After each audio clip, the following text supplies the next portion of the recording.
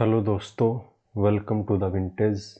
आज हम करने वाले हैं top 1000 GK and GS question part 2। इसमें हम डिस्कस करेंगे 20 क्वेश्चन। वैसे तो मैं एक्स्ट्रा फैक्ट के साथ अगर हम इन्हें काउंट करें तो ये 100 प्लस क्वेश्चन हो जाएंगे। तो और ये आपको याद भी नहीं करने पड़ेंगे। मैं आगे आने वाले क्वेश्चन में इन क्वेश्चन को बार बार रिपीट करवा दूंगा, तो आपको याद करने की भी जरूरत नहीं है। तो जो याद करेगा वो पिटेगा, ऐसा हमारे टीचर बोलते थे, मैं नहीं बोलता। तो आप भी जैसे जिस तरीके से मैं करवाता हूँ, अगर उसी तरीके फॉलो करेंगे तो आपको भी जीएस अच्छी लगने लगेगी। तो चलिए स्टार्ट करते हैं। तो आज का हमारा पहला क्वेश्चन है, the theory of relativity is associated with.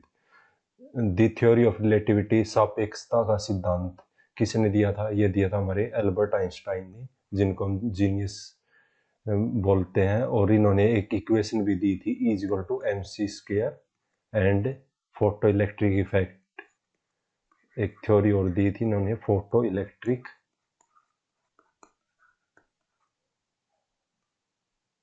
Effect, और जिसके लिए इन्हें 1921 में नोबेल प्राइज मिला था फिजिक्स में। नोबेल प्राइज मिला था फिजिक्स में फोटो इलेक्ट्रिक इफेक्ट के लिए। और जो ये थ्योरी है, इक्वेशन है, is equal to M C square, ये भी अल्बर्ट आइंस्टाइन ने दी थी, जो मोस्ट फेवरेट इक्वेशन है पूरे वर्ल्ड में। एंड अल्बर्ट आइंस्टाइन कहाँ के थे? ये थे जर्मनी के।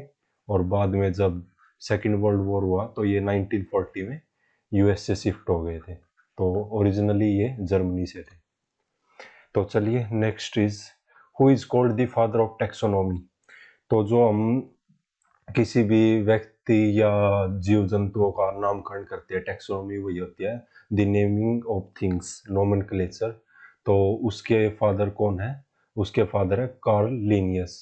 और ये बॉटनी के भी फादर हैं, प्लस ये बॉटनी के भी फादर कहे जाते हैं। एंड इसके साथ ही आप याद कर सकते हैं अलग अलग सब्जेक्ट्स के फादर कौन है। जैसे हिस्ट्री के हैं हेरोडोटस, हेरोडोटस, हिस्ट्री एच से शुरू होता है तो हेरोडोटस भी एच से। And geography is Eratosthenes. आप इन्हीं दोनों में कंफ्यूज होते हैं, वो मैंने ट्रिक भी बता दी। Eratosthenes, STHENES, Eratosthenes. तो आप ये याद रख सकते हैं। ऐसे ही जेनेटिक्स, आनुवंशिकता, जेनेटिक्स के हमारे पास जेनेटिक्स के हैं Gregor Mendel, John Gregor Mendel. And father of nuclear program in India is known as HJ Bhabha. तो बाबा को हम भारत में न्यूक्लियर प्रोग्राम या परमाणु प्रोग्राम के लिए जानते, फादर के रूप में जानते हैं HJ बाबा को। और विक्रम साराभाई को हम जानते हैं father of Indian space program. Vikram Sarabhai, father of Indian space program. तो आप ये याद रख सकते हैं। Next question is, glowing surface of the sun is known as. जो सूर्य का चमकदार सतह होती है उसको क्या बोलते हैं? उसको बोलते हैं हम फोटोस्फीयर। और इसका टेम्परेचर होता है 6000 डिग्री सेल्सियस, जो कि बहुत ही ज़्यादा होता है। हमारे यहाँ पे तो 100 डिग्री पे चीज़ें उबलने लगती है, तो सोचो 6000 डिग्री सेल्सियस पे क्या होता होगा।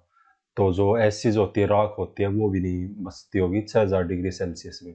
और जो कोर में कितना टेम्परेचर होता है सन के केंद्र में, कोर में, ये होता है 15 million degree Celsius, extremely high, 15 million degree Celsius. And जो सन किससे कौन सी रिएक्शन से बनता है? सन में होता है फ्यूजन। फ्यूजन होता है दो चीजों का, दो छोटी चीजों का मिलकर, दो या दो से ज्यादा छोटी चीजों का मिलकर किसी बड़ी चीज में कन्वर्ट हो जाना, तो इसको बोलते हैं हम फ्यूजन।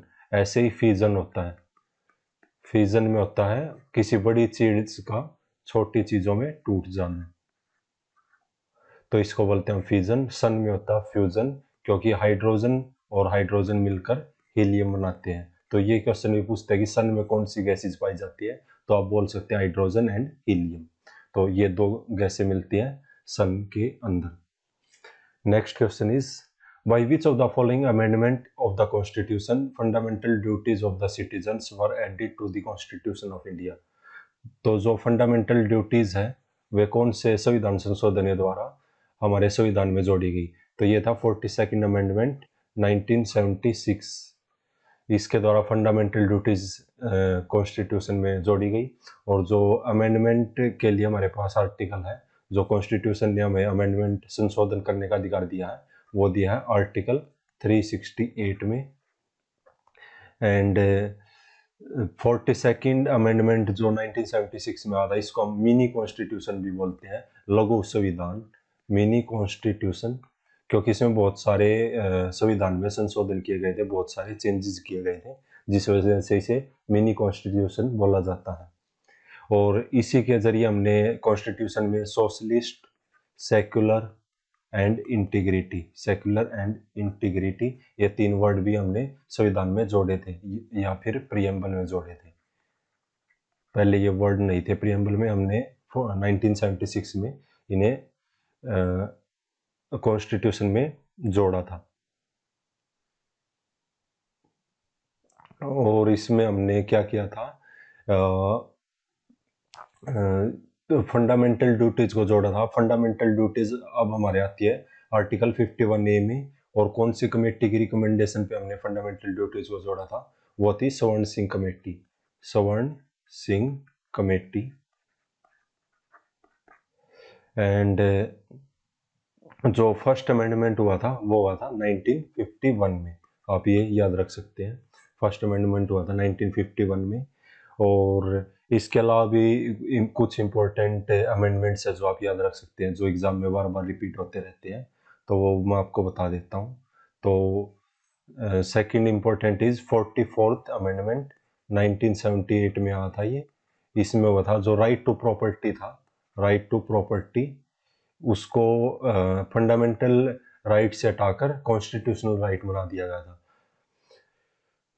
राइट टू प्रॉपर्टी को फंडामेंटल राइट्स में से हटा दिया गया था, आप ये याद रख सकते हैं। Next one is 86th amendment 2002 में जो हुआ था, उसमें हमने राइट टू एजुकेशन इंट्रोड्यूस किया था, और इसको इम्प्लीमेंट किया था हमने 2009 में, राइट टू एजुकेशन, जिसमें 6 से 14 साल के बच्चों को फ्री एंड कंपल्सरी एजुकेशन दी जाती है। इसके साथ ही RTI हमारा था 2005 में। Where is the pen? RTI आया था हमारा 2005 में, राइट टू इंफॉर्मेशन। एंड जो लेटेस्ट अमेंडमेंट्स है 101, 102, 103, 104, आप ये भी याद रख सकते हैं। 101 है हमारा GST के लिए, 102 है हमारा national commission for backward classes, national commission for BC या बैकवर्ड क्लासेस, इसको कॉन्स्टिट्यूशनल स्टेटस दिया गया था। 103 में EWS, इकोनॉमिक वीकर सेक्शन को 10% रिजर्वेशन, EWS सर्टिफिकेट जो आप बनवाते हैं, वो अमेंडमेंट 103 में किया गया था। और 104 में जो एंग्लो इंडियंस होते हैं उनको लोकसभा और विधानसभा में जो रिजर्वेशन प्राप्त थी उसको हटा दिया गया था। तो आप ये लेटेस्ट अमेंडमेंट्स भी याद रख सकते हैं। Next is which nation has hosted the Commonwealth games 5 times? तो कॉमनवेल्थ गेम को किसने 5 बार आयोजित किया, कौन से देश ने? तो ये है हमारा ऑस्ट्रेलिया, जिसकी कैपिटल है कैनबरा, एंड जिसके प्रधानमंत्री है Scott Morrison, Scott Morrison. And Australia की करेंसी ऑस्ट्रेलियन डॉलर। एंड इसके अलावा ये किए थे इन्होंने 1938 में, 1962 में, 1982 में, 2006 में और 2018 में। जो लास्ट कॉमनवेल्थ गेम हुआ था वो भी ऑस्ट्रेलिया में हुआ था। कहाँ पे? गोल्ड कोस्ट ऑस्ट्रेलिया में, गोल्ड कोस्ट ऑस्ट्रेलिया में। और इसमें ये इम्पोर्टेंट है क्योंकि ये लास्ट यही हुआ है। इसमें इंडिया ने टोटल 66 मेडल थे, जिसमें से 26 गोल्ड थे, 20 सिल्वर थे और 20 ब्रॉन्ज थे। एंड इसमें हमारे फ्लैग बियरर कौन थे? फ्लैग बियरर थे PV संधू, जो कि बैडमिंटन खेलती है, PV संधू। एंड जो नेक्स्ट कॉमनवेल्थ गेम है वो होंगे 2020 में बर्मिंघम इंग्लैंड में, बर्मिंघम इंग्लैंड में। एंड फर्स्ट कॉमनवेल्थ गेम्स कब स्टार्ट हुए थे? ये हुए थे 1930 में, और पहले कहाँ हुए थे? कनाडा में, और कनाडा में हैमिल्टन में। तो आप ये भी याद रख सकते हैं 1930 में। एंड कॉमनवेल्थ गेम्स से रिलेटेड यही इंपॉर्टेंट चीज़ें हैं जो आप याद रख सकते हैं, और आने वाले जो अपकमिंग एग्जाम है जैसे CGL, CHSL या फिर रेलवे के NTPC, CBT2 या ग्रुप डी, उनमें ये क्वेश्चन आपको डेफिनेटली देखने को मिलेंगे। तो आप ये नोट डाउन कर सकते हैं। Next question is the Indradhanush framework and Indian government initiatives for. जो इंद्रधनुष मिशन है या फ्रेमवर्क है वो किस चीज के लिए है? तो ये है हमारा revamping of public sector banks, यानी पब्लिक सेक्टर जो बैंक है यानी सरकारी जो बैंक है उनकी रिवैम्प करना, मतलब उनको इम्प्रूव करने के लिए, उनमें सुधार लाने के लिए है। और इसको 2015 में लॉन्च किया गया था ताकि जो सरकारी बैंक है उन्हें भी प्राइवेट सेक्टर बैंक्स की तरह बना जा सके, वे भी अच्छी से अच्छी फैसिलिटीज कस्टमर को प्रोवाइड कर पाए। तो ये 2015 में प्रधानमंत्री मोदी ने लॉन्च किया था। Next is the global climate change alliance is an initiative of. तो इसको तो आप ऑप्शन देख के भी कर सकते हैं। हमारे पास एक ही यूनियन है जो बहुत ज़्यादा फेमस है, यूरोपियन यूनियन, और इसका ही ये इनिशिएटिव है ग्लोबल क्लाइमेट चेंज अलायंस, जो पर्यावरण में चेंज होते रहते हैं उसको लेकर जो गठबंधन बना है वो किसने बना है? यूरोपियन यूनियन ने। तो यूरोपियन यूनियन आ गई है तो ये एक ऑर्गेनाइजेशन है। तो मैंने आपको 3 चीज़ें बताई थी, ये कब बनी, इसके हेडक्वार्टर कहाँ पे है, और इसके चीफ कौन है। चीफ को हम कुछ भी बोल सकते हैं जैसे president, secretary general, director general, तो आप चीफ या पर्सन करके याद रख सकते हैं। तो ये 1993 में बनी थी और इसका हेडक्वार्टर है ब्रसेल्स, बेल्जियम में। ब्रसेल्स बेल्जियम में, जहाँ पे नाटो का भी है। ब्रसेल्स में हमारे पास नाटो का हेडक्वार्टर भी है, एंड वर्ल्ड कस्टम्स ऑर्गेनाइजेशन जो कस्टम एंड एक्साइज होता है उसका भी हेडक्वार्टर ब्रसेल्स में ही है। एंड जो इसके चीफ है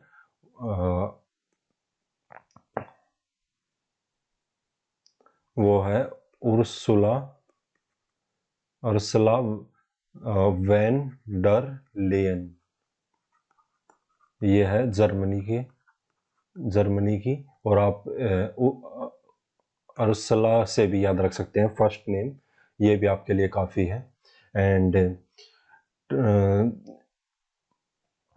इसमें कितने मेंबर्स है टोटल? इसमें 27 मेंबर्स है यूरोपियन यूनियन में। और जो क्लाइमेट रिस्क इंडेक्स होता है उसमें इंडिया ही रैंक है 7 आउट ऑफ 10। ये आपका करंट अफेयर, आप ये भी याद रख सकते हैं। Next one is the disease related with apple is known as. जो एप्पल में जो डिजीज हो जाता है, जो रोग हो जाता है, उसको हम क्या बोलते हैं? उसको बोलते हैं हम फायर ब्लाइट।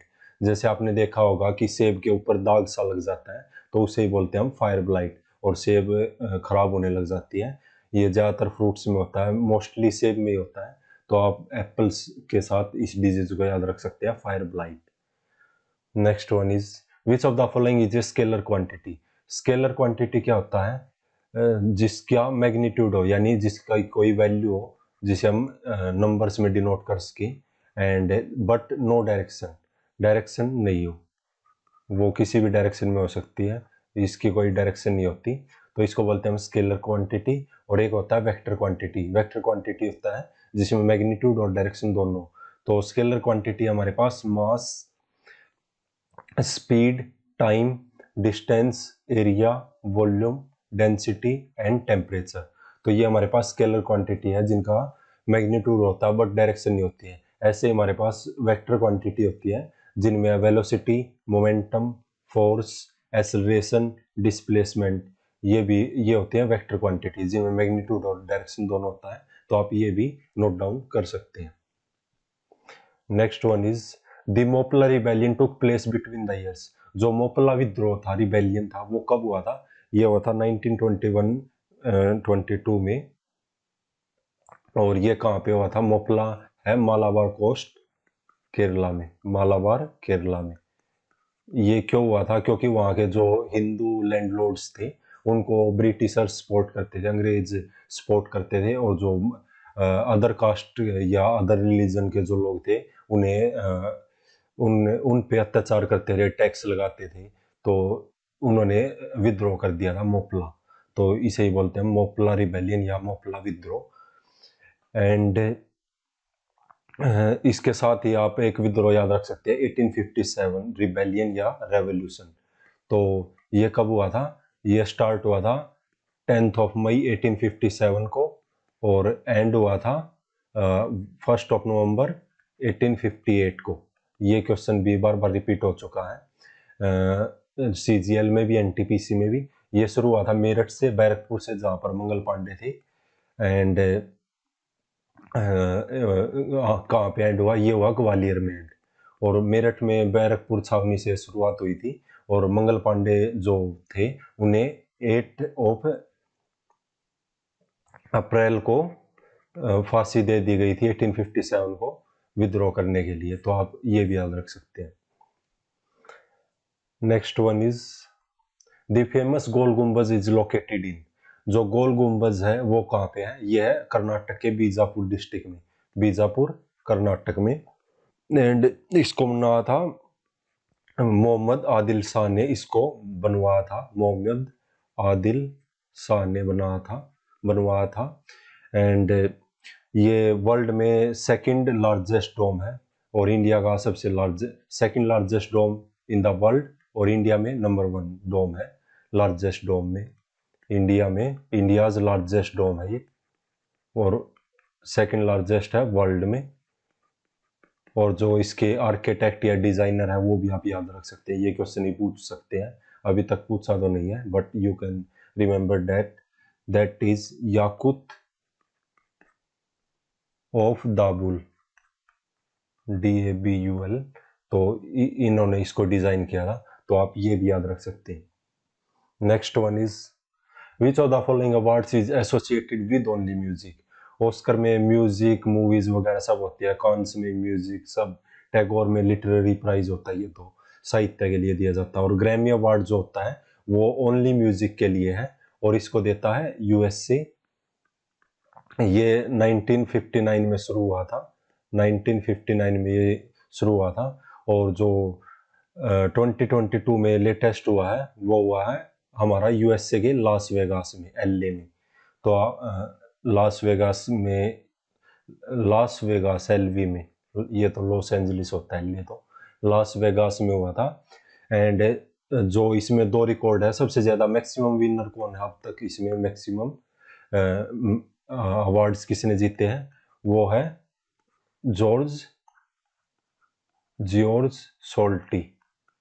इन्होंने अब तक 31 अवार्ड जीते हैं। और फीमेल में मैक्सिमम अवार्ड्स किसने जीते हैं?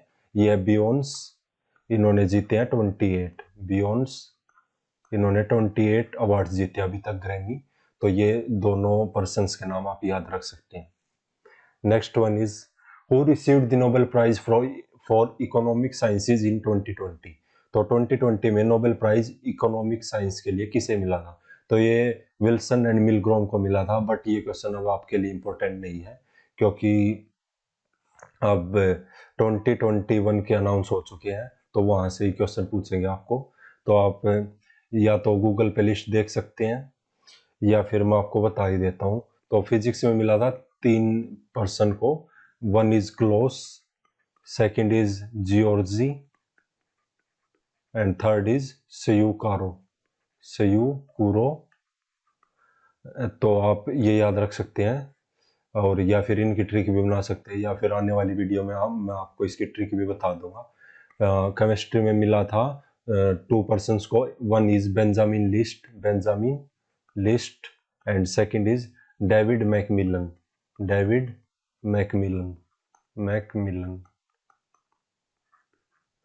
एंड फिजिक्स, केमिस्ट्री और जो बायोलॉजी होती है यानी मेडिसन, फिजियोलॉजी या मेडिसन, इसमें मिला है 2 बंदों को। 1 is ARDM Patapoutian and second one is David Julius. ऐसे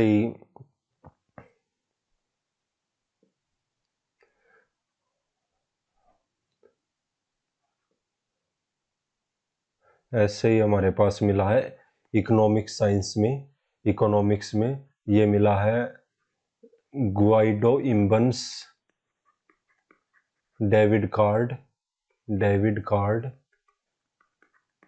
एंड जोशुआ एंग्रिस्ट। लिटरेचर और जो पीस है ये टोटल 6 फील्ड में दिया जाता है। लिटरेचर में मिला है अब्दुल रज़ाक गुरना को, ये तो आप ही ने जानते ही होगे, अब्दुल रज़ाक गुरना। और ये कहाँ के, ये तंजानिया के, तो आप ये भी याद रख सकते हैं, कंट्री भी पूछ सकते हैं। और जो पीस प्राइज है वो 2 लोगों को मिला है। फर्स्ट इज दमित्री मुरातोव, ये रसिया के, रूस के। And second one is Maria Ressa, ये है फिलीपींस और यूएसए, 2 कंट्रीज जिनके पास सिटीजनशिप है, फिलीपींस और यूएसए की, अमेरिका की। तो आप ये भी याद रख सकते हैं कंट्रीज के नाम। तो ये लेटेस्ट है, और आने वाली अपकमिंग वीडियो में मैं आपको इनकी ट्रिक भी बता दूंगा, तो आपको ये याद करने की जरूरत बिल्कुल नहीं है। Next is which of the following states has a legislative council. तो विधान परिषद किन स्टेट्स में है? तो पहले ये 7 स्टेट्स में थी, एंड अब ये 6 स्टेट में रह गई है।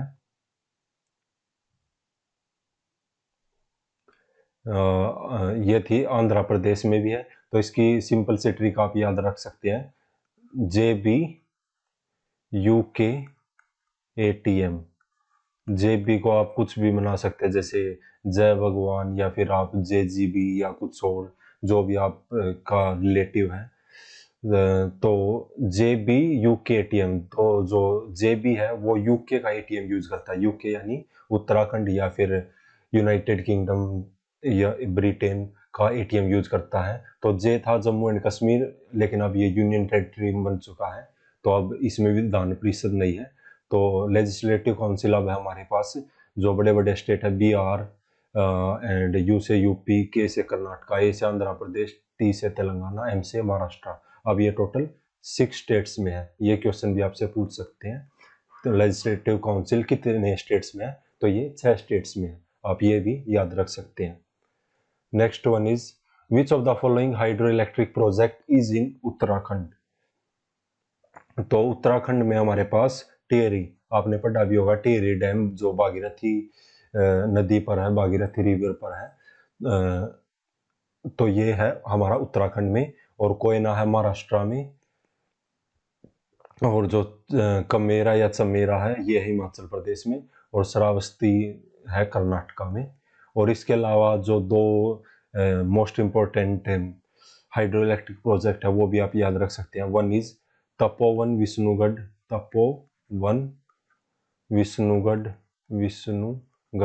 ये क्वेश्चन आपका CGL और NTPC दोनों में आ चुका है, ये भी है उत्तराखंड में। और जो आगे आने वाले एग्जाम में पूछ सकते हैं वो है लोअर कोपिली, ये है आपका आसाम में, क्योंकि इसके लिए इंडिया ने लोन लिया है ADB से शायद, या वर्ल्ड बैंक से, तो आप ये भी याद रख सकते हैं। Next one is which of the following is not a part of circulatory system. तो इनमें से कौन सा सर्कुलेटरी सिस्टम, रक्त परिसंचरण तंत्र का भाग नहीं है? तो हमें पता ब्लड किन किन के थ्रू फ्लो कर, ब्लड के थ्रू तो ही हम परिसंचरण होता, पूरी बॉडी में परवा होता है, हार्ट करता पंपिंग, आर्टरीज और वेन्स ब्लड को लाने और ले जाने का काम करती है। लेकिन लार्ज इंटेस्टाइन में तो हमारा एब्जॉर्प्शन ऑफ फूड होता है, जो फूड होता है उसको पचा लिया जाता है, फाइनल लार्ज इंटेस्टाइन में जाकर होता है। तो लार्ज इंटेस्टाइन सर्कुलेटरी सिस्टम का पार्ट नहीं है। Next one is on which date did the Jallianwala Bagh massacre take place. तो आपको पता ही है जलियांवाला बाग हत्याकांड कब हुआ था? यह हुआ था हमारा 13 अप्रैल 1999 को, 13 अप्रैल 1919 को। और जलियांवाला बाग कहाँ पे है? अमृतसर पंजाब में। And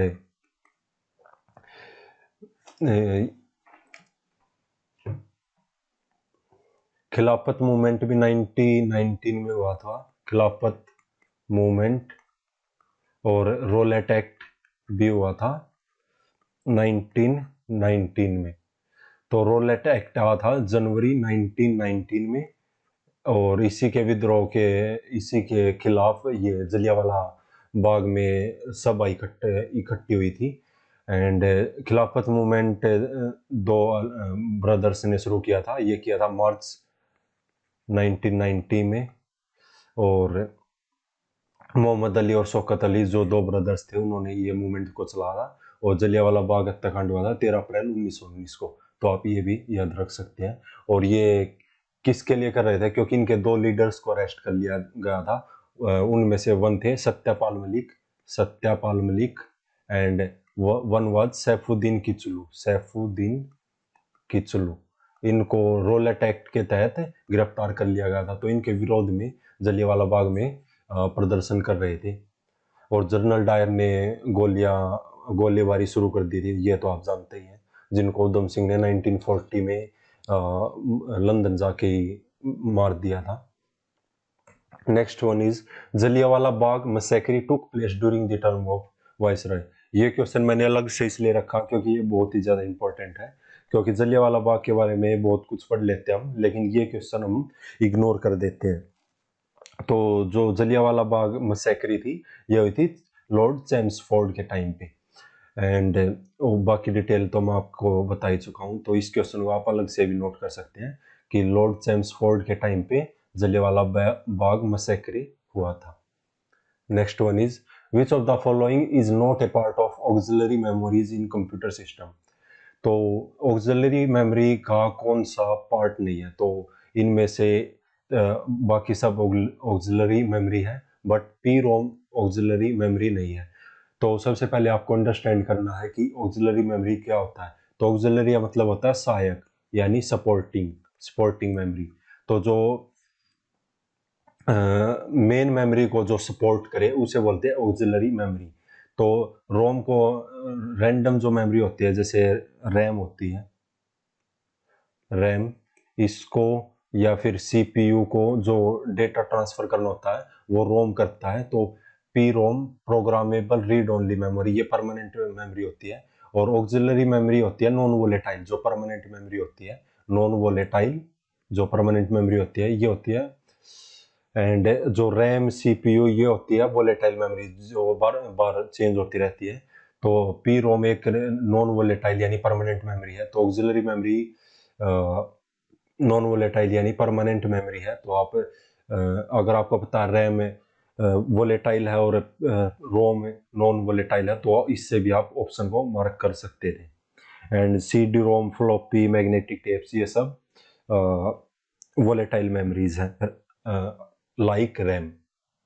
next one is yen is the currency of. तो येन का ही करेंसी, ये है जापान की, जापानीज येन। तो जापानी कैपिटल है टोक्यो, और जो जापान के पीएम है वो है फूमियो किसीदा। एंड टोक्यो में जो 2021 में ओलंपिक हुए हैं उनमें इंडिया ने कितने मेडल जीते हैं? 7। तो इसको आप सिंपली याद रख सकते हैं 1 2 4, डबल करते जाओ मेडल्स को, 1 2 4। 1 आया हमारे पास गोल्ड, जो कि नीरज चोपड़ा ने जीता है जेवलिन थ्रो में। 2 आए हैं हमारे पास सिल्वर, 1 वाज मीराबाई चानू जो कि मणिपुर से है, इन्होंने वेट लिफ्टिंग में मेडल जीता 49 kg में।